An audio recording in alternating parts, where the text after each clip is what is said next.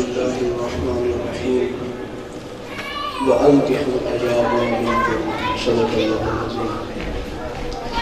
بے حد درود نبی پاک صلی اللہ علیہ وسلم پر اللہ پاک کی حمد و ثنا اس کی شان کے لائق دعا ہے کہ اللہ پاک ہمیں آج کی گفتگو کا مفہوم و خلاصہ حدیث و بنیاد کی روشنی پیش کرنے کی توفیق عطا فرمائے.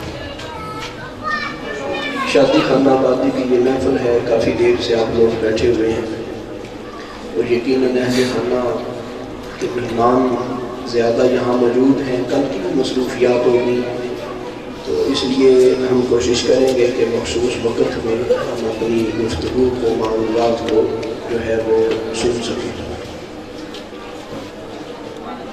حدیث پاک بیان کرنی تھی آج کے اس موقع کی سنگت کے سلسلہ میں.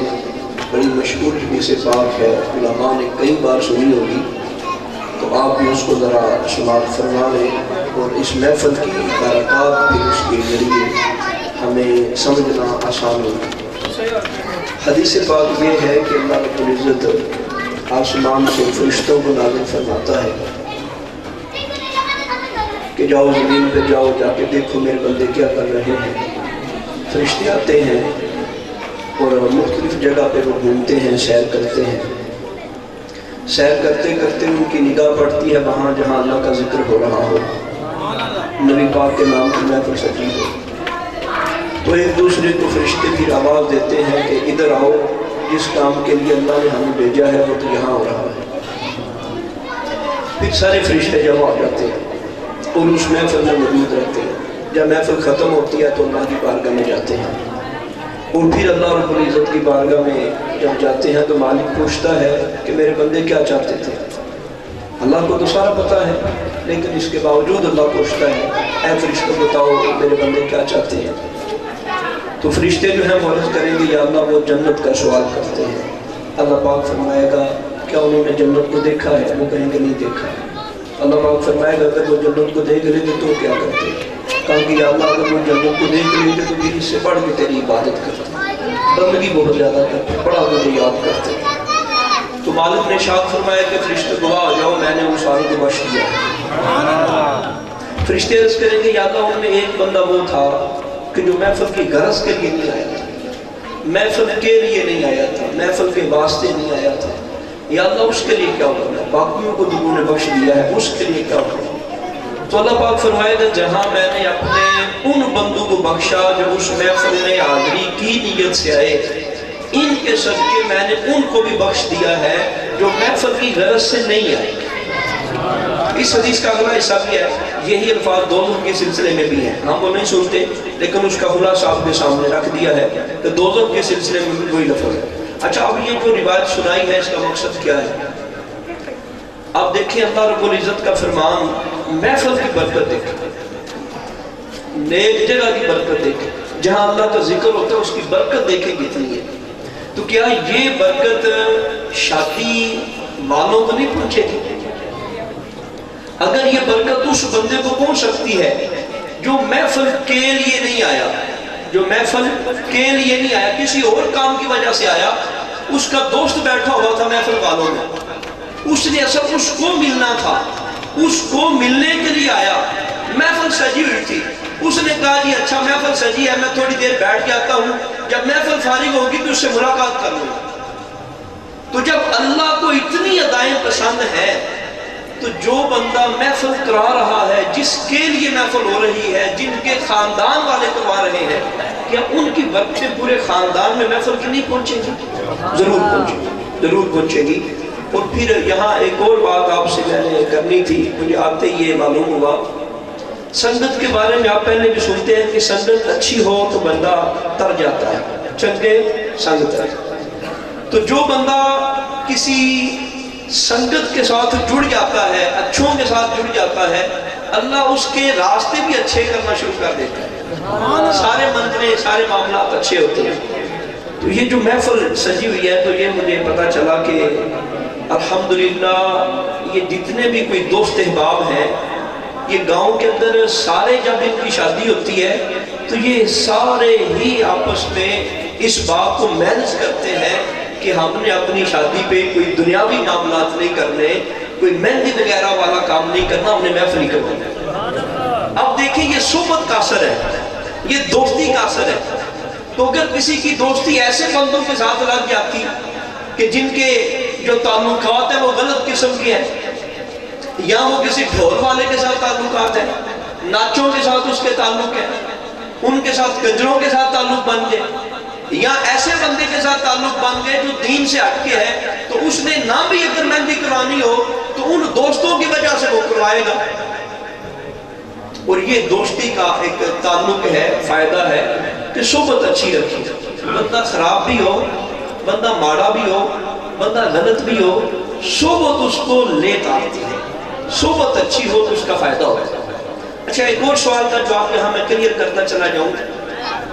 ہمارے ہاں بعض جو پڑھے لکھے لوگ ہوتے ہیں ان کے ذہن میں یہ معاملہ آتا ہے کہ یار یہ جو محفلیں آج کل شادی کے سلسلہ میں ہو رہی ہیں، ان کے اندر بھی کوئی روحانیت کا رنگ ہمیں نظر کوئی نہیں آتا، اسی طرح پیسے جو ہیں وہ اڑائے جا رہے ہیں، سارے معاملات ہوتے ہیں، تو کوئی اس کے اندر روحانیت نظر نہیں آتی ہے۔ اچھا ان لوگوں سے یہ گزارش ہے جن کے ذہن میں اس طرح کی بات آتی ہے، اب دیکھیں کسی نہ کسی بہانے سے اللہ اور اس کے رسول کا ذکر سجا کے بیٹھے ہیں، کہ ڈھول کی آواز سے تو دین کی بات بہتر ہے، رسول پاک کے نام کی بات بہتر ہے۔ کوئی نعت پڑھی جا رہی تھی تو آپ نے کتنوں نے ساتھ مل کے نعت پڑھی، کتنوں نے مل کر سبحان اللہ کہا، تو اب یہ نیکی کا ذریعہ بنتا چلا گیا۔ تو اگر اس کی جگہ پہ مہندی ہوتی تو نقصان کیا ہونا تھا؟ نقصان یہ ہونا تھا کہ اب تھوڑی دیر بعد پروگرام شروع ہونا تھا مہندی کا، ابھی نہیں ہونا تھا، تھوڑا لیٹ جب لوگوں نے سونا تھا تو تب مہندی کا پروگرام شروع ہونا تھا۔ تو جب لوگوں نے سونا تھا، فائرنگ بھی ہونی تھی، انار بھی چلنے تھے، بہت سارے معاملات ہونے تھے۔ اب جن ماؤں نے چھوٹے دودھ پیتے بچے بڑی مشکل کے ساتھ سلائے تھے، جب انہوں نے آواز سنی تھی دھماکے کی تو بچوں نے جاگ جانا تھا۔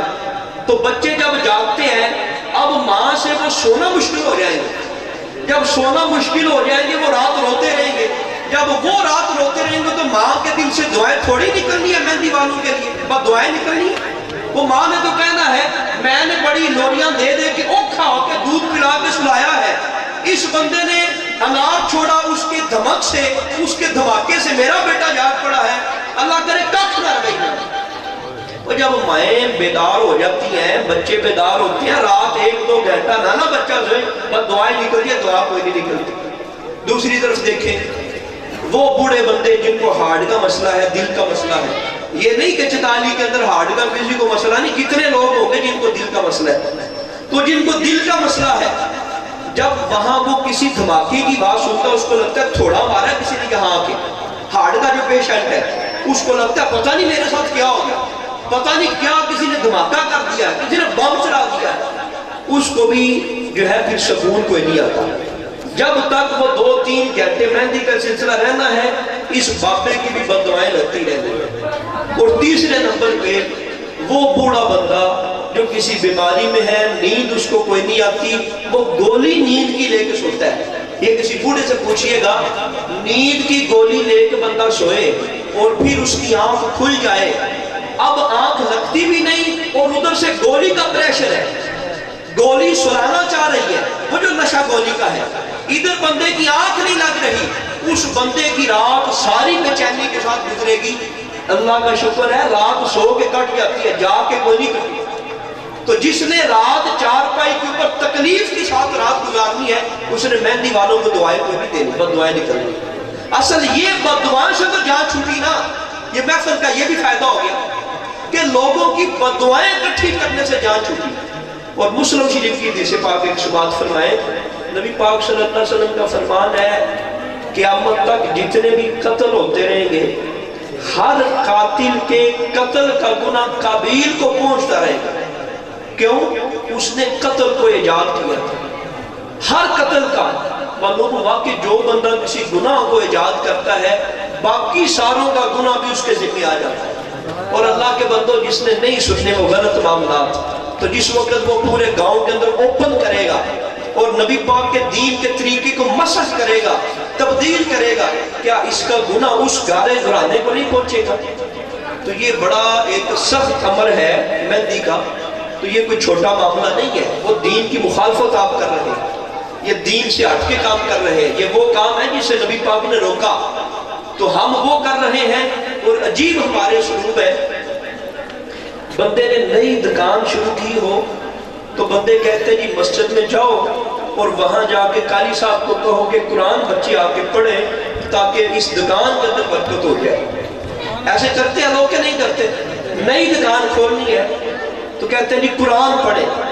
اچھا پھر اور نیا گھر تعمیر کیا، ابھی رہائش نہیں کرتے، وہ کہتے ہیں جاؤ قاری صاحب کو کہو یہاں کے قرآن پڑھیں، بچے قرآن پڑھیں، دعائیں خیر ہو جائے. پہلا دن ہے خیر ہو جائے، اللہ تعالیٰ کا نام لیا جاتا ہے، آگے پھر گھر کے اندر ساری زندگی خیر رہے گی. وہ پہلا دن شروع کرتے ہیں تو قرآن پڑھاتے ہیں، دکان شروع کرتے ہیں تو قرآن پڑھاتے ہیں. یہ شادی کوئی چھوٹا معاملہ ہے کیا؟ اس کے شروع پہ قرآن نہیں ہو سکتا؟ اس کی شروعات پہ اللہ کے نبی کا نام نہیں لیا جا سکتا؟ ذکر کی محفل نہیں ہو سکتی؟ ہمارے ہاں یہ جو طلاق کی شرح بڑھ رہی ہے، جو گھروں کے اندر اونچ نیچ ہوتی ہے، اس کی ایک مین وجہ یہ ہے کہ شادی سے پہلے، اتنے بڑے کام سے پہلے ہم اللہ کے نام سے شروع نہیں کرتے، اللہ کے نبی کے نام سے شروع نہیں کرتے، بلکہ گناہوں سے شروعات کرتے ہیں. جب گناہوں سے شروع کرتے ہیں پھر ساری زندگی اس شادی خانہ بادی میں برکت کوئی نہیں رہتی، بے برکتی رہتی ہے. میاں بیوی کی آپس میں بنتی نہیں، حالات خراب ہوتے ہیں. وہ کہتے ہیں کہ نہیں یہ جو بچی جب سے ہم لے کے آئے ہیں سارے گھر کے اندر اس نے فساد ڈال دیا ہے. اصل بچی نے فساد نہیں ڈالا، یہ اس فساد کی شروعات ہے جو آپ نے شادی سے پہلے رسول اللہ کے دین کی مخالفت کر کے شروع کیا تھا. تو یہ دین کی شروعات اللہ رب العزت راضی ہوتا ہے، اللہ کی رحمتیں نازل ہوتی ہیں، اللہ کی برکتیں نازل ہوتی ہیں. تو اس واسطے یہ جو دینی کام ہے ان کی برکات ضرور ہوتی ہیں، تو ان کو اپنے ساتھ جو ہے وہ لے کے چلنا چاہیے. تو ہم نے اپنی گفتگو شروع کرنے سے پہلے کچھ خلاصہ آپ کے سامنے رکھا کہ اس شادی کی محفل کو عام نہ سمجھا جائے، خاص نیت سے شروع کی جائے اور اس کی برکات اللہ رب العزت پورے خاندان کے اندر رکھتا ہے. اللہ کرم فرمائے اور یہ برکات ہمارے اوپر اللہ رب العزت ہمیشہ تک باقی رکھے. قرآن کے اندر اللہ کا فرمان ہے جو بے نکاح ہیں ان کا نکاح کر دو. معلوم ہوا کہ اللہ کا حکم ہے یہ، جو بے نکاح ہیں ان کا نکاح کر دو. اللہ کا حکم ماننا عبادت ہے کہ نہیں ہے؟ اللہ کا حکم ماننا بندگی ہے کہ نہیں ہے؟ جب اللہ کا حکم ماننا عبادت ہے تو نکاح کیا ہوا؟ عبادت. بس یہ ذہن میں رکھیے گا. اس کے بعد رسول پاک صلی اللہ علیہ وسلم کا فرمان ہے النکاح من سنتی فمن راغب عن سنتی فلیس منی. نکاح میری سنت ہے، جس نے میری سنت سے منہ موڑا اس نے مجھ سے منہ موڑ لیا. تو اب نبی پاک کی سنت کا نام کیا ہے؟ نکاح. اور جو نبی پاک کی سنت ہے وہ کیا ہے؟ عبادت ہے. اور اتنی بڑی پیاری سنت ہے، فرمایا جو نکاح سے منہ موڑے گا وہ ہم سے منہ موڑ دے گا. پھر بخاری شریف کی ایک اور حدیث پاک سنیں، نبی پاک صلی اللہ علیہ وسلم نے فرمایا من تزوج فقد استکمل نصف ایمان. جس بندے نے نکاح کیا اس نے آدھا ایمان مکمل کر لیا. خالی نکاح کرنے سے، خالی نکاح کرنے سے معلوم ہوا نکاح بڑی چیز ہے. نکاح بڑی چیز ہے. خالی نکاح کیا تو بخاری کی حدیث پاک ہے، سرکار نے فرمایا آدھا ایمان اس نے مکمل کر لیا. فَلْيَتَّقِ اللَّهَ فِي النِّصْفِ الْبَاقِ. فرمایا جو باقی آدھا بچ گیا اس سے اللہ سے ڈرے. تو یہ بھی اب یہ دیکھیں میں اس بات کی طرف لا رہا ہوں، نکاح عبادت کا نام ہے. یہ تین چیزیں ہو گئی. اللہ نے حکم دیا کہ بے نکاحوں کا نکاح کر دو. نبی پاک نے فرمایا کہ نکاح میری سنت ہے. اور تیسری بات کہ جس نے نکاح کیا اس نے اپنا آدھا ایمان مکمل کر لیا. آگے ایک اور حدیث پاک سنیں، سرکار کا فرمان ہے من ولد لہ ولد فلیحسن اسمہ. جس بندے کو اللہ تعالیٰ نے اولاد کی نعمت سے نوازا اس نے اپنے بچے کا اچھا نام رکھا. وَأَدَّبَهُ اس کو دین سکھایا. فَإِذَا بَلَغَ جس وقت وہ جوان ہو گیا فَلْيُزَوِّجْهُ اس کا نکاح کر دیا. فَإِن بَلَغَ وَلَمْ يُزَوِّجْهُ فَأَصَابَ اسْمًا فَإِنَّمَا اسْمُهُ عَلَىٰ أَبِيهِ. وہ بالغ ہو گیا، اس کا نکاح باپ نے نہیں کیا، بچہ کر بیٹھا گناہ. بچی کر بیٹھی گناہ، اللہ کے نبی نے فرمایا اس کا گناہ اس کے باپ کے اوپر۔ یہ بھی نبی پاک صلی اللہ علیہ وسلم کی چوتھی یہ حدیث پاک ہم نے پڑھ دی۔ یہاں سے کیا معلوم ہوا کہ بندے کے اوپر، باپ کے اوپر یہ ذمہ داری ہے، اولاد جب ہو جائے تو اچھا ان کا نام رکھے اور پھر اس کو دین سکھائے۔ جب بالغ ہو جائے، نکاح کر دیا جائے تو نکاح کرنے میں تاخیر نہیں کرنی چاہیے، نکاح کرنے میں جلدی کرنی چاہیے، تاخیر نہیں کرنی چاہیے۔ 18ویں پارے کے اندر اللہ پاک کا فرمان ہے اِن یکونوا فقراء یغنیہم اللہ من فضلہ، جو بے نکاح ہیں ان کا نکاح کر دو، اللہ اپنے فضل سے ان کو غیر کر دو۔ قرآن کیا کہتا ہے؟ اولاد ہے غریب، ہم اپنے بچوں کا جلدی نکاح کیوں نہیں کرتے؟ بچے پڑھ رہے ہیں، بچے نے ابھی نوکری تلاش کرنی ہے، بچے نے ابھی فلاں عہدے پہ جائے گا، اپنے پاؤں پہ کھڑا ہو جائے گا، پھر ہم اس کا نکاح کریں گے کہ کھانا کیسے کھلائے گا، اخراجات کیسے پورے کرے گا۔ اللہ پاک نے فرمایا تم نکاح کرو، اگر وہ غریب ہے اللہ کے فضل سے امیر ہو جائے گا، یہ ضروری ہے۔ لیکن اگر وہ اپنے پاؤں پہ کھڑا ہونے سے پہلے گناہ کرتا رہے، باپ اس کا نکاح نہ کرے، اللہ کے نبی نے فرمایا اسمن فإنما اسمہ علی ابیہ، اس کے باپ کے اوپر اس کا گناہ ہوگا۔ تو یہ اچھا، ان ساری حدیثوں میں یہ ہمیں سمجھ آ رہا ہے کہ نکاح عبادت ہے۔ کیا سمجھ آ رہا ہے؟ نکاح بندگی ہے، عبادت ہے۔ تو آپ دیکھیں، عبادت اللہ کی ہو، اللہ کی عبادت ہو تو اللہ کی عبادت میں میوزک چلانا کیسا ہے؟ کوئی بندہ مسجد کے اندر جا کے میوزک چلانا شروع کر دے تو آپ کیا کہیں گے؟ نکاح تو اللہ کی عبادت کا نام ہے، اللہ کی بندگی کا نام ہے، نکاح کے ذریعے تو ایمان پورا ہو۔ بلکہ ایک حدیث پاک میں یہ ہے، یہ حدیث پاک ہے، میں دیکھتا ہوں آگے اس کا حوالہ آ گیا تو، لیکن نبی پاک صلی اللہ علیہ وسلم کا یہ فرمان منقول ہے، بعض محدثین اپنی کتابوں کے اندر باقاعدہ کو نقل فرماتے ہیں، شادی شدہ بندہ ایک نماز پڑھے اس کو 72 نمازوں کا ثواب ہے۔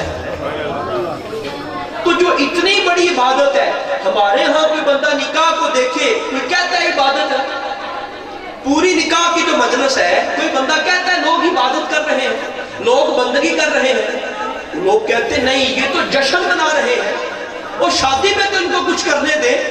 لوگ منع کرتے ہیں، ہمیں منع کرتے ہیں کہ نہیں شادی کے اندر ہر چیز جائز ہے، وہ عبادت ہے، شادی وہ بندگی ہے اللہ کی۔ یہ شادی کے سلسلے میں یہ بات آئی، میں ایک دن پنجاب کالج پڑھا رہا تھا تو وہاں ایک موضوع پہ بات کرنی تھی، تو میں نے بچوں سے پوچھا کہ اگر میں آپ لوگوں کو یہ بات کہوں، میں ان کو کہا کہ میں اگر آپ لوگوں کو یہ بات کہوں کہ یار آپ ایسا کریں، مجھ سے کچھ رقم بھی لے لیں،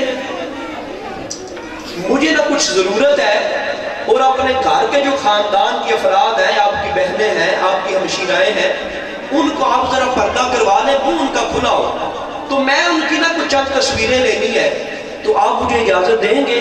میں آپ کا استاد بھی ہوں، ان کا ساتھی، ہرگز ایسا نہیں ہو سکتا، آپ سارے اپنی جگہ پہ، پر ہم اس کی اجازت نہیں دیں گے۔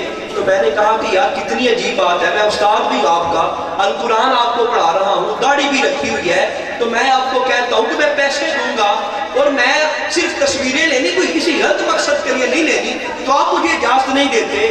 تو یار یہ جو آپ اس طرح کرتے ہو شادی کے اوپر، اپنی جوان بیٹیاں ہیں، اپنے گھر کی افراد ہیں، ان کے ساتھ پہ دوپٹہ بھی کوئی نہیں، چادر بھی کوئی نہیں، تو آپ پھر کیا کے پیسے دیتے ہو کہ ہماری بچیوں کی آ کے تصویریں بنا رہے، ان کو پیسے دے کے آتے ہو اور میرے سے لے کے بھی نہیں بنا کے دے رہے، اور میں تمہارا استاد بھی ہوں، وہ تمہارے لگتے بھی کوئی نہیں، کوئی گھر کی سمجھ آئی کوئی نہیں، پھر وہ کہتے جی اب ہمیں سمجھ آئی ہے، کوئی تضاد ہو گیا نا، عجیب معاملہ ہے۔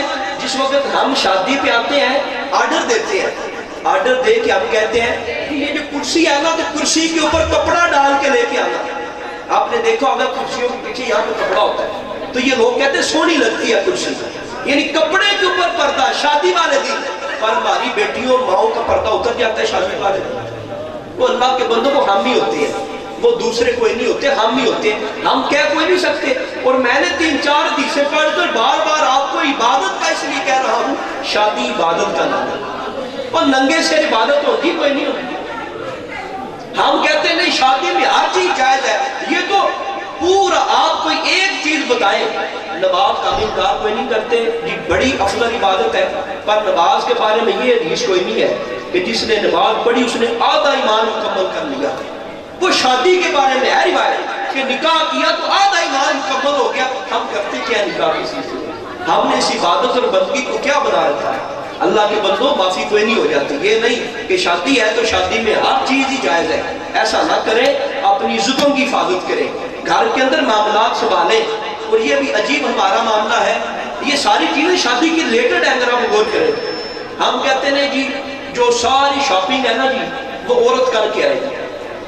گھر کے اندر سب سے سیاح مرد کہتا ہے مجھ سے سیاح گھر کے اندر کوئی نہیں، میں گھر کا سربراہ ہوں. اچھا یار سربراہ ہے تو اسے خریداری کوئی نہیں ہوتی. ہمارے کپڑے خریدنے ہوتے ہیں تو عورتوں نے، ہمارے جوتے خریدنے ہوتے ہیں تو عورتوں نے، گھر کا کوئی فیصلہ کرنا ہوتا ہے تو عورتوں نے ہر چیز خرید. تو مرد کا کیا کام؟ وہ مرد صرف گھر کے اندر صرف روک ڈالنے کے لیے ہے یا صرف باہر سے پیسے کما کے لا کے دینے کے لیے؟ کچھ اپنی ذمہ داری کا احساس دلائیں کہ ہمارا بھی معیار ہے خاندان کے اندر، گھر کے اندر. تو مہربانی ہم کیا کریں. عورت کا معنی ہے چھپی ہوئی. عورت کا لغوی معنی اگر آپ میں دیکھیں تو اس کا معنی چھپی ہوئی، تو اس کو چھپا کے رکھیں. دولت زیادہ پیاری ہے کہ عورت کی عزت زیادہ پیاری ہے؟ دولت کو ہم کہتے ہیں نہیں، ہمیں وہ تالے کے اندر رکھو. نہیں، پھر آگے تالا، پھر دراز ہو، دراز کے اندر بھی وہ چھوٹا سا بکس ہوتا ہے، وہاں دولت رکھو. سونے کو سنبھال کے رکھتے ہیں، پیسوں کو سنبھال کے رکھتے ہیں. عورت سجا کے ساروں کو سامنے لا کے کھڑی کر دی، پھر کہتے ہیں جی معاملات خراب ہوتے ہیں. معاملات خراب ہی ہوتے ہیں. اللہ کے نبی کا کتنا سونا طریقہ ہے. رسول پاک صلی اللہ علیہ وسلم گھر میں موجود ہے، سرکار کی ازواج بیٹھی ہوئی ہے. نبی کی بیویوں سے زمانے میں پاک کوئی عورت نہیں ہے. سارے زمانے کی ولیہ عورتیں اکٹھی ہو جائیں، نبی کی کسی عورت کے پاؤں کے خاک کے برابر بھی نہیں ہو سکتی. نبی کی بیویاں پاس بیٹھی ہیں. ایک صحابی ہے وہ نبینہ ہے، وہ نبینہ ہے. تو اللہ کے نبی صلی اللہ علیہ وسلم نے فرمایا پردہ فرماؤ. عرض کی یا رسول اللہ وہ تو نبینہ ہے. فرمایا تم تو نبینہ نہیں ہو. اور عورت کے بارے میں اسلام کا حکم ہے، یہ اسلام کا حکم ہے. آج ہم کہتے ہیں کہ تہذیب ہونی چاہیے، طریقہ سے لکھا ہونا چاہیے. تہذیب وہی ہے، طریقہ وہی ہے، اخلاق وہی جو قرآن سکھائے. قرآن سے باہر ادب کوئی نہیں ہے. قرآن کہتا ہے اپنی عورتوں کو تعلیم دو کہ جب غیر مرد ان کے ساتھ بات کرے سخت لہجے سے بات کرے. اب آپ دیکھیں آپ نے دروازے پہ دستک دی، اندر خاتون بولی، وہ بڑے میٹھے لہجے سے بولے جی کون ہے؟ اب باہر والے دل کے اندر وسوسہ پیدا ہوگا کہ نہیں ہوگا؟ اگر وہ جی کون ہے تو کسی نے کیا اپنے دل کے اندر وسوسہ لینا ہے؟ یہ نبی کی بیویوں کو حکم تھا، قرآن نے نبی کی بیویوں کو حکم دیا. اور ادھر کون ہے؟ صحابہ ہے. اللہ کے نبی نے فرمایا اے میری بیویوں اگر دروازے پہ میرے صحابہ بھی آ جائیں. صحابہ کے اوپر کوئی شک نہیں تھا نبی پاک کو، یا اپنی بیویوں کے اوپر شک نہیں تھا. فرمایا نرمی لہجے کے اندر پیدا نہیں ہونے دینی، لہجے کے اندر سختی رکھنی ہے، کسی کو الگ نہیں ہونے دینا. آج عجیب تماشا ہے، نکاح ہوتا ہے تو ہم اپنی وہ بیگم کو لے کے آج میرے فلان دوست نے دعوت کی ہے، آج میرے فلان دوست نے دعوت کی ہے، سارے دوستوں، پھر ہم اپنی بیوی کا تعارف کراتے ہیں. وہ بیوی کو اپنی دوستوں کے ساتھ مطابق جی یہ میرا فلان دوست ہے اس کو. تو یہ دین نہیں ہے. عزت باہر میں ہونی چاہیے. ہاں دوستوں کا آپس میں تعلق ہے تو باہر رکھیں. گھر کی چار دیواری میں جب داخلہ ہوتا ہے تو معاملات خراب ہوتے ہیں. معاملات خراب نہ بھی ہو تو جب اللہ اور اس کے رسول نے منع کر دیا ہے تو ہم کون ہوتے ہیں کہ جو اس رسول کے اور اللہ اور اس کے رسول کو حکم کی مخالفت کر کے آگے بڑھے. تو یہ دین کے ضروری مسئلے ہیں، اہم مسئلے ہیں. ان کے اوپر غور رکھیں، ان کے اوپر پیرا دیں. یہ بھی ہمارے دین کا حصہ ہے، یہ بھی دین کی ضروریات میں سے ہے. اور جب بھی معاملات کو آپ دیکھیں، یہ نہیں کہ شادی کے اندر اب آزادی ہے، اب دوپٹے کی خیر ہے، اب چادر کی خیر ہے، اب نماز کی خیر ہے، اب روزے کی خیر ہے، اب کوئی نہ شادی ہے تو ہر چیز کی اجازت ہے. نہ، جو دین کی شروعات ہے وہ اسی طرح رہے. اور اگر آپ دین کو، اگر آپ اپنی شادی کو دین کے مطابق لے کے چلیں گے تو اللہ پوری شادی کے اندر برکتیں نازل کر دے گا. اور بے برکتی کا بڑا وجہ یہ ہے، بڑا ذریعہ یہ ہے ہم اس عبادت کو ضائع کرتے ہیں. یہ جو نکاح عبادت ہے، بندگی ہے، ہم اس کو ضائع کر دیتے ہیں. اچھا، نکاح کے سلسلے میں ایک ہم واقعہ بھی سماعت کرتے ہیں. نکاح کی برکات کتنی ہے، فائدے کتنے ہیں. ایک بزرگ وہ وڈیرے ہو گئے، وہ نکاح کا نام نہیں لیتے تھے. میں نکاح نہیں کرانا، میں نے نکاح نہیں کروانا. ایک دن نہ وہ صبح اٹھے تو اپنے خاندان والوں کو جمع کیا اور کہا جی میرا نکاح کرنا. وہ کہا جناب اب آپ کی 40 سال عمر ہو گئی ہے، ہم اتنے عرصے آپ ساروں کی منتیں کرتے رہے نکاح کر لو، اب تو نے کہنا شروع کر دیا کہ نکاح کرو، وجہ کیا ہے؟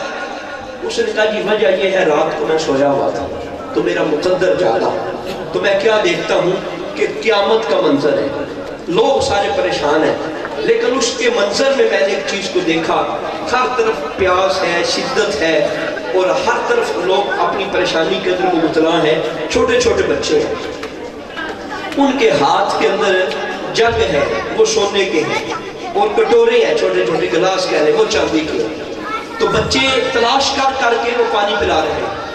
تو میں نے پوچھا کہ آپ کن کو تلاش کر رہے ہیں؟ آپ مجھے بھی پانی دے دیں، مجھے بھی پیاس لگی ہے۔ انہوں نے کہا نہیں، ہم آپ کو پانی نہیں پلا سکتے، ہم کسی اور کو پانی پلا ہی نہیں سکتے۔ کیوں نہیں پلا سکتے؟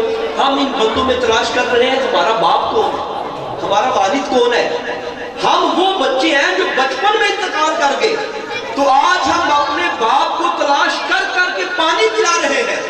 اس بندے کو پھر سمجھ آئے نکاح کے تو فائدے بڑے ہیں، اولاد اگر نیک ہوگی تو پھر بھی فائدے ہیں، اگر زندہ رہے گی پھر بھی فائدے ہیں، اگر بچپن میں انتقال کر گئے پھر بھی فائدے ہیں۔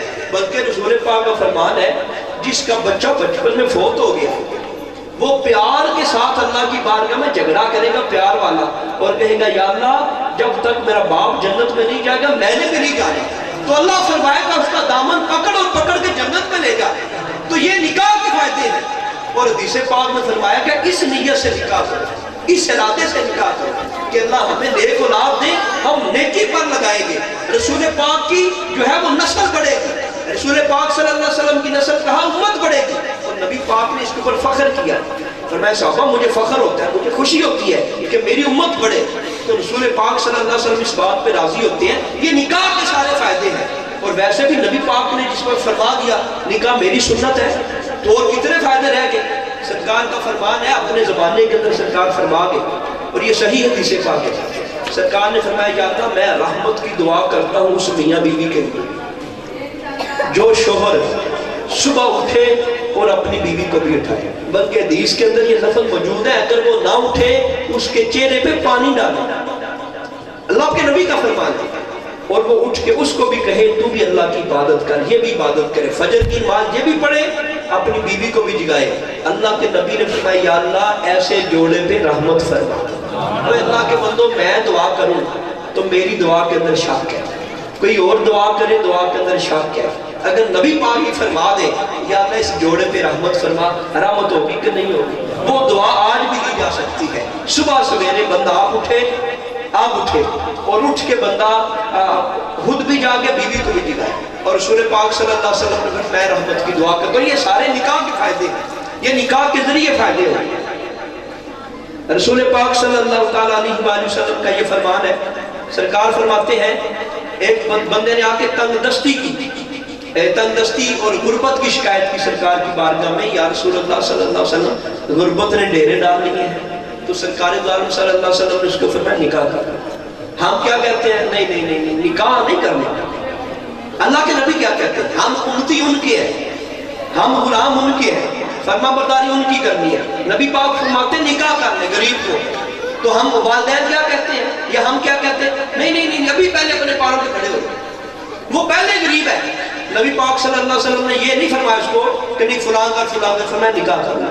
تو معلوم ہوا نکاح کے اندر اللہ نے برکت رکھی ہے۔ ہم اس کو بے برکتی کی طرف نہ لے جائیں، ہم اس کو برکت کی طرف ہی لے کے جائیں تو اللہ تعالیٰ کی طرف سے برکتیں ملتی رہتی ہیں۔ نکاح کے اندر جو منگنی ہوتی ہے اس کی شرعی سید وعدے کی ہے، نکاح کے اندر جو منگنی ہوتی ہے اس کی نصیحت وعدے کی ہے، اور منگنی کو صرف وعدے تک محدود رکھیں۔ آج یہ بھی ایک بڑا ٹرینڈ ہو گیا ہے کہ منگنی کو آدھے نکاح جتنا خرچہ تو منگنی کے اوپر ہو جاتا ہے، پھر لوگ کہتے ہیں کہ نہیں غربت اپنا دوسرا خرچہ بڑا ہو گیا۔ حدیث پاک میں فرمایا گیا بہترین نکاح وہ ہے، بہترین نکاح وہ ہے جس کے اندر خرچہ تھوڑا ہو۔ ہم کیا کہتے ہیں؟ نکاح بہترین وہ ہے جس میں خرچہ زیادہ ہو، پورے پنڈ کو پتہ لگے کہ نہ نکاح کی بے شک بعد میں وہ 10 سال کرتا ہی اتارتے رہے، اس کی فکر نہیں ہوتی لوگوں کو۔ ایسا نہیں ہونا چاہیے، جتنی چادر ہے اتنے پاؤں کی، نہ لمبے خرچے کریں۔ بلکہ ہم نے تو پچھلے دنوں میں اس حدیث کو ہر موقع کے اوپر میلاد کے اوپر بھی بیان کیا تھا۔ یہ سیاستہ میں جسے پاک موجود ہے، حضرت حفصہ یہ نبی پاک صلی اللہ علیہ وسلم کی، حضرت صفیہ یہ نبی پاک کی بیوی ہے، اور ان کا ولیمہ پتہ کیسے ہوا؟ کھجور اور جو کے ساتھ ان کا ولیمہ ہوا، ولیمہ ان کا۔ اور نبی پاک سے امیر ہے بھی زمانے میں، نبی پاک سے تگڑا کوئی ہے زمانے میں؟ وہ نبی پاک ہیں جن کے لیے اللہ فرماتا ہے محبوب آپ چاہیں تو یہ جو احد اور بدر یہ جتنے پہاڑ ہیں یہ سارے سونے کی آپ کے ساتھ ہو کے چلیں۔ اتنا نبی پاک کے لیے اللہ رب العزت نے کرام کیا۔ وہ نبی جب اپنا ولیمہ کرتے ہیں تو سرکار کھجور اور جو، تو یعنی ولیمہ کر لیا جائے، اگر بندے کے پاس تھوڑی صلاحیت ہے تھوڑی کرے، بہت زیادہ اخراجات نہیں کرنے چاہیے جس سے معاملات خراب ہوتے ہوں۔ آپ کہیں گے آپ نے لوگوں کو راضی کرنا ہے، لوگ راضی کوئی نہیں ہوتے، آپ اللہ کو راضی کیا کریں، لوگوں کی بات چھوڑ دیں۔ ہاں ایک دوسرے کے حقوق کا ضرور خیال ہونا چاہیے، پر آپ بکرا بنا کے بھی دیکھ لیں تو لوگوں نے پھر بھی کہنا یہ کمی رہ گئی ہے۔ آپ کلفہ لائیں پھر بھی کمی رہ جائے گی، آپ کوئی کھیر شیر بنا لیں پھر بھی کمی رہ جائے گی، آپ اعلیٰ سے اعلیٰ کھانے بنا لیں راضی کوئی نہیں ہوگی۔ تو لوگوں کے لیے اپنے آپ کو مشقت میں آدمی کو نہ ڈالا جائے، یہ معاملات غلط ہے۔ رسول پاک صلی اللہ تعالیٰ علیہ وآلہ وسلم نے یہ بھی ارشاد فرمایا کہ جس بندے نے یہ دیکھنا ہو اس کا اللہ راضی ہے کہ نہیں ہے، اس کا اللہ راضی ہے کہ نہیں ہے، وہ دیکھے اس کا باپ اس پہ راضی ہے کہ نہیں ہے، اس کے باپ کی رضا کس کے اندر ہے، اس کی ماں کی رضا کس کے اندر ہے۔ تو شادی کے موقع پہ یہ والدین کی بات اس لیے ساتھ بیان کر دی کہ بہت سارے ایسے معاملات ہو جاتے ہیں کہ اولاد شادی کے بعد والدین سے تھوڑا رخ چینج کر لیتی ہے، نہ والدین سے رخ چینج نہ کیا جائے، والدین کو اپنی جگہ پہ رکھا جائے اور گھر والی کو اپنی جگہ پہ رکھا جائے۔ اللہ بڑی برکت عطا فرماتا ہے، والدین کو ناراض نہ کیا جائے، جو چیز لے کے آئیں ان کے سامنے بھی رکھیں، گھر والی کے پاس بھی رکھیں۔ ایسا معاملہ اللہ کو پسند نہیں ہے۔ آپ شاپر لے کے آئے اور وہ شاپر لے کے سیدھا اپنے کوٹھے کے اوپر چڑھ جائے، نہ ماں سے پوچھے نہ باپ سے پوچھے، یا گھر کے اندر کوئی چوری چیز لے کے آئے، بیگم کے سامنے تو رکھے لیکن والدین کے سامنے نہ رکھے۔ ایسے طریقے اللہ کو پسند نہیں ہے، عدل کیا جائے اور برابری کی جائے۔ ایک اور طریقہ نکاح کے سلسلے میں سماعت فرمائیں۔ حضرت عمر کے پاس ایک بندہ آتا ہے ان کے گھر میں، حضرت عمر رضی اللہ تعالیٰ کو یہ تمام جتنے بھی یہاں حاضر ہیں شادی شدہ جو احباب ہیں یہ توجہ کے ساتھ اس روایت کو سماعت کریں۔ حضرت عمر پاک کے بارے میں یہ مسئلہ بیان کیا جاتا ہے، روایت بیان کی جاتی ہے، ایک بندہ آیا اور اس نے آ کے دستک دی، کسی کام کی وجہ سے آیا، لیکن جیسے ہی دستک دی تو گھر سے بی بی صاحب آ کے بولنے کی آواز آ رہی تھی، وہ کوئی سخت لہجے سے بات کر رہی تھی، تو وہ بندہ وہاں سے واپس چلا گیا۔ تھوڑی دیر بعد حضرت عمر پاک باہر آئے تو وہ بندہ جا رہا تھا، آپ نے اس کو بلایا اور کہا تو جا رہا ہے؟ اس نے کہا حضور ایک مسئلہ لے کے آیا تھا، آپ خود اس مسئلے کے اندر مبتلا ہے، تو میں نے چاہا کہ حضرت کا مسئلہ حل نہیں ہوا تو میرا مسئلہ کیسے حل کریں گے؟ وہ بندہ جس وقت یہ بات کرنے لگا تو حضرت عمر سے پوچھا، آپ نے پوچھا مسئلہ تیرا کیا؟ کہا جی وہ یہی مسئلہ ہے کہ گھر والی جو ہے نا وہ بڑا معاملہ عجیب کرتی ہے۔ تو آپ نے کہا اللہ کے بندے دیکھو، وہ تجھے کھانا نہیں بنا کے دیتی، وہ تیرے بچوں کے بعد سارے کام نہیں کرتی، وہ تیرے گھر کے اخراجات پورے نہیں کرتی، اگر وہ کبھی کبھار اونچا بول لیتی ہے تو صبر کر، یہ مردانگی کوئی نہیں ہوتی۔ ہم کہتے ہیں نہیں میں بہادر ہوں، وہ بہادر وہ ہوتا ہے، اللہ کے نبی نے فرمایا بہادر وہ ہے جو غصے کو پی جائے، بہادر وہ ہے، طاقتور وہ ہے کہ جو غصے کے اوپر کنٹرول کر جائے۔ تو یہ طریقہ نہیں ہونا چاہیے، بار دھاڑ یہ طریقہ نہیں ہونا چاہیے۔ ہاں اگر وہ چائے نہیں نہ بناتی تو غصہ آتا ہے، روٹی نہیں بناتی تو غصہ آتا ہے، جوتے ٹائم پہ نہیں واش کرتی تو غصہ آتا ہے، کپڑے استری نہیں کرتی تو غصہ آتا ہے، نماز پڑھے نہ پڑھے اتنا ساتھ کوئی غرض نہیں، تو یہ نہیں ہونا چاہیے۔ آپ کو پتہ ہے ایک مسئلہ بیان کر دوں آپ کو، عورت اگر شوہر کے بار بار کہنے کے باوجود بھی نماز نہ پڑھے، مرد صرف کسی وجہ سے طلاق دے دے، گناہگار نہیں۔ ہم نماز کو کچھ نہیں، ہم کہتے ہیں نماز ہی خیر ہے، نماز پڑھ پاوے نہ پڑھ، میرے سارے کام ہونے چاہیے، ایسا نہیں ہونا چاہیے۔ نماز کے لیے ہم کوئی نہیں جگاتے، اپنے کام کے لیے جگوا لیتے ہیں، نماز کے لیے کوئی نہیں جگاتے، ہم نے صبح دفتر جانا ہے، میں نے صبح اسکول جانا ہے، بچوں نے جانے کا ٹائم پہ کھانا، اس کے لیے جگائیں گے، اس کے لیے سختی کریں گے، نماز کے لیے بات ہی کوئی نہیں کرتے۔ تو کبھی کبھار اگر یہ میں پچھلی روایت بیان کی تو اونچ نیچ کر دے، بلکہ ایک حدیث پاک میں یہ بیان کیا گیا کہ جو مرد جو مرد اپنی عورت کی سختی جو ہے یہ برداشت کرتا ہے، اللہ پاک قیامت کے دن اس کو بہت زیادہ اجر عطا فرمائے گا، ثواب عطا فرمائے گا۔ تو اس سے بندہ چھوٹا نہیں ہو جاتا، بندہ نیچے نہیں گر جاتا، بندہ اس کے نیچے لاگ کوئی نہیں جاتا، بلکہ یہ دین کے مطابق معاملات کر رہے ہیں۔ اور آگے دوسری بات کہ اسلام اس چیز کے لیے ہمیں سختی کے ساتھ جو ہے وہ سرنوشت کرتا ہے، ہمیں حکم دیتا ہے کہ جس وقت گھر والے دینی معاملات میں معاملہ خراب کریں تو پھر آپ ان کو پوچھیں بھی، پھر آپ ان کو کچھ کہنا ہے تو کہیں بھی پیار کے ساتھ، کسی حدود میں رہتے ہوئے، حدود کو کراس کوئی نہیں کرنا۔ تو ہم اپنی ذات کے لیے، اپنے معاملات کے لیے، اپنے کام کے لیے وہ جتنا کہتے ہیں اس سے کوئی ایک دو قدم بڑھ کے ہمیں چاہیے کہ ہم دین کے سلسلے میں اور دین کے بارے میں ان کو کہیں۔ اور پھر والدین کے سلسلے میں ایک یہ گزارش ہے، ایک بار مولا علی پاک میں اور بی بی پاک میں کچھ معاملہ ہو گیا۔ اب دیکھیں باپ کا کردار کیا ہے اور بھائی کا کردار کیا ہونا چاہیے۔ مولا علی پاک میں اور بی بی پاک میں مسئلہ ہو گیا، اور اس میں کچھ معاملہ جو تھا وہ بی بی پاک کا نہیں تھا بلکہ مولا علی کا تھوڑا بڑھ گیا۔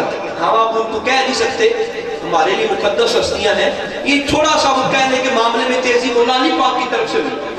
تو سرکار گھر میں آئے، نبی پاک صلی اللہ علیہ وسلم، تو نبی پاک صلی اللہ علیہ وسلم نے گھر میں آ کے بی بی پاک کو کہا، حضرت فاطمہ کو کہا کہ اے بیٹی وہ تیرا شوہر ہے، اگر وہ کبھی کوئی معاملہ کر بھی جائے نا تو وہ تیرا شوہر ہے، وہ تیرا صاحب ہے، وہ تیرا مالک ہے، اس کو ناراض نہیں کرنا، اس کو راضی رکھنا ہے، اس کو پریشان نہیں کرنا۔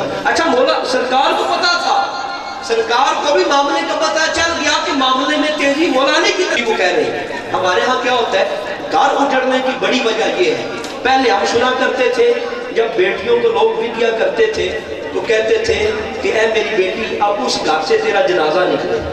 اب پتا کیا کہتے ہیں، بھائی سمجھتا ہے میں بڑی بات کر رہا ہوں، باپ سمجھتا ہے میں بڑی بات کر رہا ہوں، اصل بات نہیں کر رہا، وہ بچی کا گھر برباد کر رہا ہے۔ اس کو کہتے ہیں اسی تیرے نال ہاں، کوئی مسئلہ بن گیا سانو فون کری۔ ایسا یہ گھر برباد کرنے کا ذریعہ ہے۔ اب یہ اس کو اب شے دے رہے ہیں، یہ اس کی پشت نہیں کر رہے ہیں۔ تو آپ جو شادی شدہ لوگ ہیں یا جو شادی شدہ نہیں ہے وہ اپنے گھروں میں دیکھیں، کبھی ہمارے باپ نے ہماری ماں کو کچھ نہیں کہا، کبھی ہم نے جو شادی شدہ ہے اپنی بیوی کو کچھ نہیں کہا۔ کوئی اگر کسی شوہر نے بیوی کو کچھ کہہ دیا ہے، اس کا یہ حل نہیں کہ بھائی فون کر کے کہے کہ ہمیں ضرور بتا کیا تیرے ساتھ کیا ہے، ہم بدلہ لیں گے، ہم ایسا کریں گے۔ پھر ایسے بھائی پتہ کیا کرتے ہیں، اپنی بہن کا گھر جو ہے وہ برباد کر کے ساری زندگی وہ بہن اپنے بھائیوں کے تانے سنتی رہتی ہے، اپنا گھر برباد کر کے بیٹھتی ہے۔ تو ہمیں اپنی بچیوں کی پرورش کرنی چاہیے۔ نبی پاک سے پڑھ کے کوئی پرورش کرنے والا نہیں تھا، نبی پاک نے مولا علی کو کچھ نہیں کہا، مولا علی کو نہیں کہا، بی بی پاک کو کہا کہ نا وہ تیرے ساتھ کا صاحب ہے، وہ تیرا مالک ہے، اگر اس نے کچھ بات کہہ دیا تو صبر کرو، برداشت کرو۔ اور والدین کو چاہیے اپنی بچیوں کی تربیت ایسے کریں، ان کو کہے کوئی نہیں اللہ خیر کرے گا، صبر کریں، اللہ صبر کرنے والوں کے ساتھ ہے۔ یہ کوئی طریقہ نہیں ہے کہ ادھر شوہر نے اونچی بات سے بات کی، ادھر اس نے کال کر دی اور اسی وقت گھر پر بات ہو گئے۔ اور یہاں شوہروں کے سلسلے میں بھی گزارش ہے، اس آخری بات کو توجہ کے ساتھ سماعت کر لیں۔ اسلام کے اندر نبی پاک نے فرمایا سب سے بری چیز جو اسلام کے اندر منع ہے حلال پر منع ہے، جو انتہائی بری ہے وہ یہ ہے طلاق دینا۔ جو مرد اپنی بیوی کو بغیر کسی وجہ کے طلاق دیتا ہے بہت بڑا کبیرہ گناہ، بہت بڑا کبیرہ گناہ۔ اور نبی پاک نے بڑی ناراضگی کا اظہار کیا ہے۔ اور طلاق بندہ جس حالت میں بھی دے وہ طلاق ہو جاتی ہے، وہ مذاق میں دے، وہ خوشی میں دے، وہ کسی کے ڈر سے دے، وہ کسی کے خطرے سے دے، وہ جسی طرح وہ شرعی عذر ایک الگ بات ہے۔ وہ ایک ہوتا ہے اکراہ شرعی، اس کے اندر بھی علماء کہتے ہیں سگریچر کرے تب طلاق نہیں ہوگی، زبان سے بول دے پھر بھی طلاق ہو جائے گی۔ عورت پریگنینسی کی حالت میں ہو یا ماہواری کی حالت میں ہو، اس کو کوئی بندہ میسج کے ذریعے دے دے، کسی اور کو دے دے۔ طلاق ایسے لفظ ہے، نبی پاک نے فرمایا طلاق قسم، یہ جس طرح بھی اپنی زبان سے نکالو گے نکل گے، یہ واپس کوئی نہیں پوچھتے اور حل کوئی نہیں ہے۔ ہمارے نوجوان جب بھی طلاق دیتے ہیں 3 طلاقیں اکٹھی دیتے ہیں، وہ طلاقی ہو جاتی ہے، اس کے بعد حل کوئی نہیں ہے۔ باقی جو بھی حل ہے وہ عجیب ہے، سارے حل کوئی نہیں۔ صرف اس لیے بندے کو چاہیے کہ بندہ پھونک پھونک کے قدم رکھے، زیادتی نہ کرے، صبر کرے، اللہ بڑا اجر دیتا ہے۔ جو شوہر اپنی بیوی کی زیادتی پر صبر کرتا ہے اللہ اس پر بھی اس کو نیکی عطا کرتا ہے۔ یہ حدیث پاک ہے۔ اللہ پاک رحمت فرمائے۔ یہ جو سلسلہ منعقد ہونا ہے نکاح کا، اللہ پاک اس میں خیر فرمائے، پورے خاندان میں خیر فرمائے۔ ہم اگر دعا نہ بھی کریں تو یہ جو برکت کی محفل ہوگی ہے، یقیناً یہ کہا جا سکتا ہے کہ یہ پوری نسل میں اللہ برکتیں رکھ دے گا۔ نبی پاک کا نام لیا گیا، آپ کی نعت خوانی کی گئی، قرآن کی تلاوت ہوئی، آپ سارے یہاں جمع ہوئے، اللہ آپ سب کو برکتیں عطا فرمائے۔